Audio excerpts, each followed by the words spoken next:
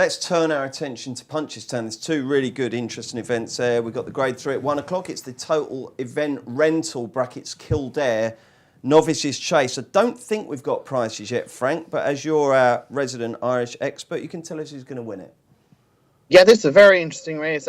You've got a couple that plenty of horses will end up at Cheltenham, you'd imagine. Like if Invitation Only, who'll probably be favourite, up against Koshari from Winnie Mullins as well. Maldini is in there. Of course, he's a Pretense winner in 2016. Mossback won his beginner's chase at Naas, and the Storyteller was a very impressive winner at Fairyhouse, first time over fences as well. I think Maldini will be out for a spin. I think he'll probably be aimed at either the Kim Muir or the handicap on the first day of the festival. I'd be very much doubt of tomorrow. He's fully tuned for tomorrow. Invitation Only fell on his chase debut at Punchestown behind Mona Lee, but he was very impressive the next day at Navan, beating Any Second Now, who's a very good yardstick. I think he's probably the one to beat, but potentially what way the prices will be, I might take a chance on the Storyteller. He's very, very decent last year. I know he was being lined up as the handicap good thing for the Martin Pipe last year, but he met with a setback before the festival. He didn't get there. He was very impressive at Fairyhouse as beginner's chase. Sutton Manor and Live, Love, Laugh have both won subsequently, and I think at the prices he might prove value. It's also interesting that Davy Russell rides that when potentially could have rode Maldini or Donnacos, who won a Grade 2 at Limerick when Album Photo fell at the last. So I think it's significant that Davy Russell's on him. I think that the Storyteller and Invitation Only will fight it out. I just think the Storyteller might be the more value. Graham, I know you've had a really long look at this race, and that Keel's showing you the runners just now on the phone was just to remind you a few bits and pieces, wasn't it, rather than give you a first look at it. So who do you think will win? Of course, yeah. No, Willie Mullins, Invitation Only, should win this. I think he was quite a useful novice hurdler last season. As Frank's already said, fell first time out, but did nothing wrong last time. I think it'd be the class apart. Keels? Yeah, I mean, I think Invitation Only will win. The one thing I say, Maldini is rated 143 over fences now. He will probably be a few pounds higher than that in Britain. He was allowed to run off 143 last year in the Kim Muir, but he might not get into it this year if he runs, especially if he wins this, he won't run well. So he can't afford to run really, really well, I don't think, and get into the Kim Muir. And I think Invitation Only is the one to beat. I was pretty much like the way he beat Any Second Now last time. OK, the 210 is the race where if you want quality, it's the race to focus on. It's the Sky Bet Moscow Flyer Novices Hurdle. Been won in the past by horses like Min, Duvan and Vatour. And we've got two absolute crackers here from the Gordon Elliott Yard. It's Mengli Khan up against Get a Bird. It's the pink of Rich Ritchie against the maroon and white of Gigginstown. And Frank, who have you sided with for favouritism?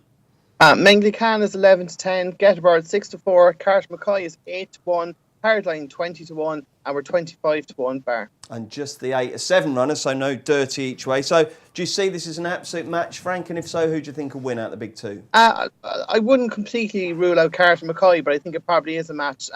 Mengli Khan, and another half time, I wasn't a fan going into Leopardstown. The fact you run out, he's just a horse I don't like at all. And I know he's been relatively impressive before that, but I think we've laid quite a bit of Get a Bird in the past couple of days for the Supreme. Of course, this is the race that they really used to launch the likes of Vatour, Duvan and Min, and the same connections have Get a Bird, who, if you remember back to this time, maybe about this time last year, was about 5 to 1 for the champion bumper. He'd been ramped as the next big thing.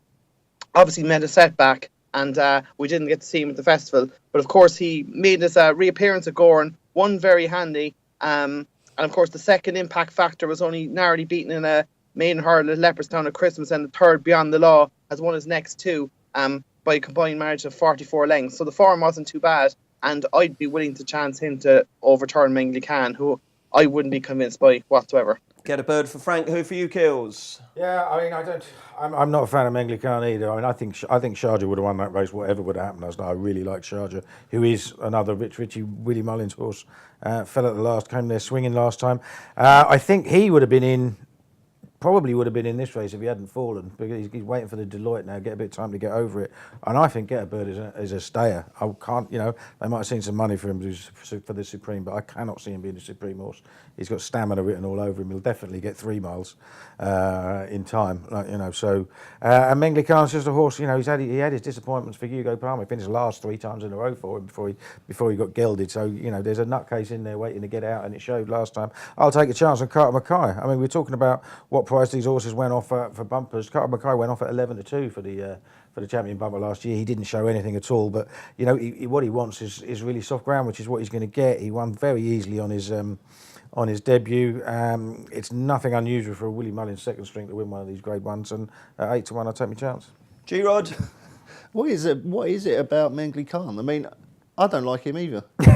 There's just something about him, isn't there? You look at him and you go, I don't know. All of his form's great, isn't it? I mean, he was so impressive when he won the Royal Bond, but there's just something about him. You just look at him and you go... What? The colour of his fur? You don't like his mane? What is it? Like Kill says, I just get the feeling that he's going to go off the rails, that he might... he ran out last time, didn't he? I mean, so there's a clue there, isn't there? Yeah, I just wonder if we might have already seen the best of him. I hope not, but... I don't fancy Get a Bird either. I would agree with Kills. I mean, he was running over 2.5 last time, stayed on strongly. I'll take them both on. I don't know what else is in the race, but I'll be learning both. That was the most miserable assessment of a horse race I've ever heard. He does feel like shit, doesn't he? Good grief. Poor old G-Rod, you're flagging, aren't you? Right before the... Read anti-post tips from Pricewise for the Cheltenham Festival when you subscribe to Members Club Ultimate.